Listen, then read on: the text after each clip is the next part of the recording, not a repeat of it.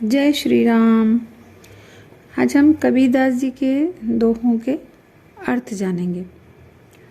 गुरु गोविंदो खड़े काके लागू पाए, बलिहारी गुरु आपने गोविंद दियो बताए। कबीरा गोविंद दियो बताए।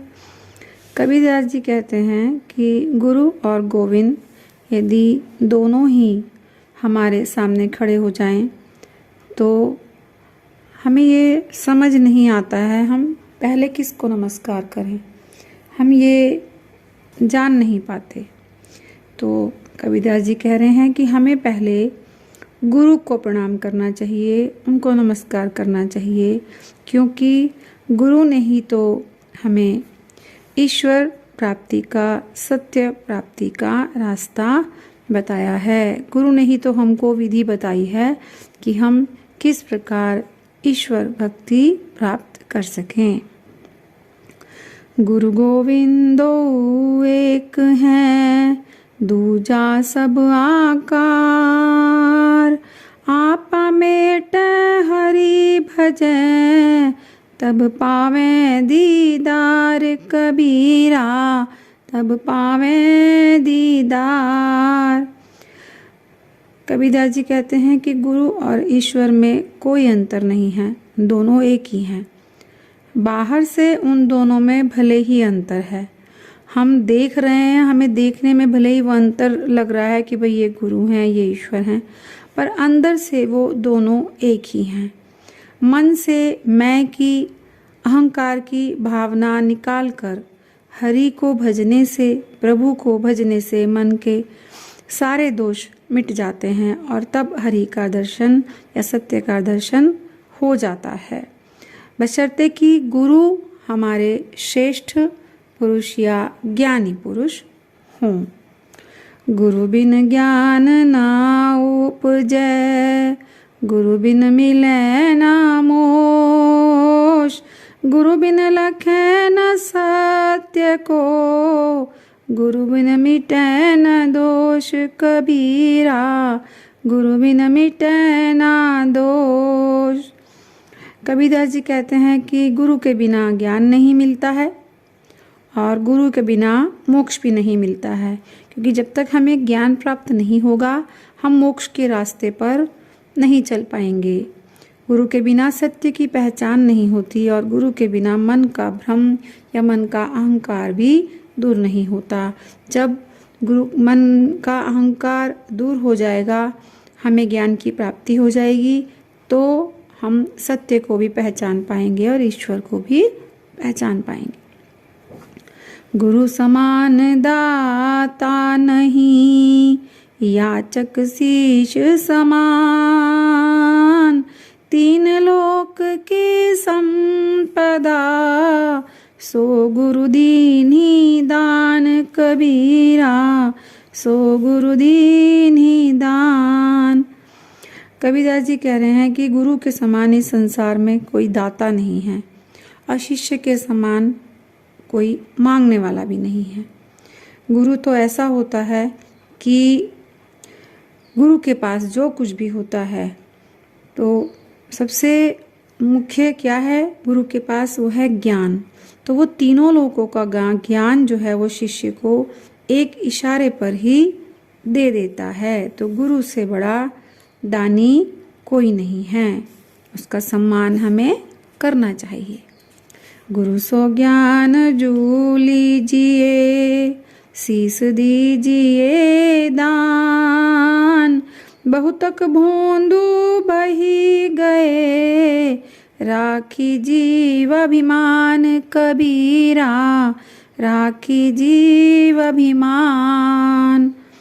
गुरु से ज्ञान लेते समय अपना सिर उसके चरणों में झुका दीजिए, यानी अपने अहंकार को, अपने घमंड को गुरु के चरणों में रख देना चाहिए। गुरु के सामने अकड़ दिखाने वाले, अहंकार घमंड दिखाने वाले बहुत से अज्ञानी बह गए और उनका कभी कल्याण नहीं हो सका और इस भव सागर के वो पार नहीं जा सके। गुरु पारस को अंतरो जानत है सब संत, वह लोहा कंचन करे ये करिले महंत कबीरा, ये करिले महंत। कबीरदास जी कहते हैं कि सभी ज्ञानी व्यक्ति गुरु और पारस पत्थर के अंतर को समझते हैं। पारस पत्थर ऐसा पत्थर होता है, कहते हैं कि जो लोहे को भी सोना कर देता है, और जो गुरु ज्ञान है, गुरु का ज्ञान, वो शिष्य को बोध करा देता है ज्ञान का, और फिर वो शिष्य को महान बना देता है। अर्थात गुरु से ज्ञान प्राप्त कर शिष्य भी सोना अर्थात ज्ञानी बन जाता है और अहंकार छोड़कर वो भवसागर से तर जाता है। गुरु शरण गति छाणी के करे भरोसा ठौर, सुख संपत्ति को कह चली नहीं नरक में ठौर कबीरा, नहीं नरक में ठौर।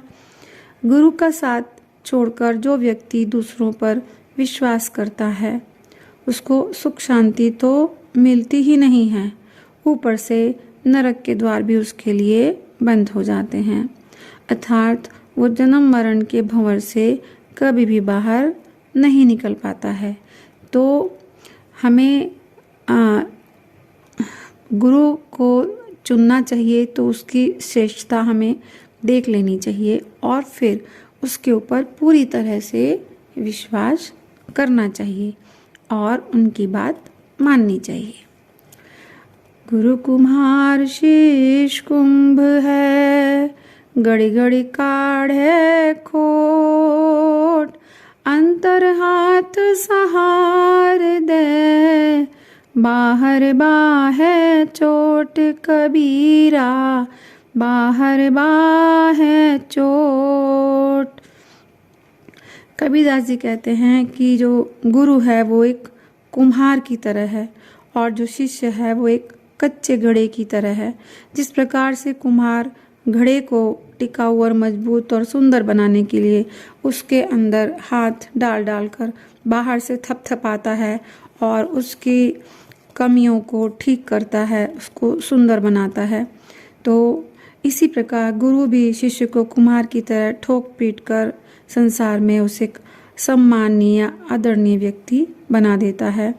गुरु की प्रताड़ना स्वाभाविक है और वह शिष्य के हित में ही होती है। जैसे गुरु शिष्य को फटकारता है या दंड भी देता है तो वो भी शिष्य की भलाई के लिए ही होता है।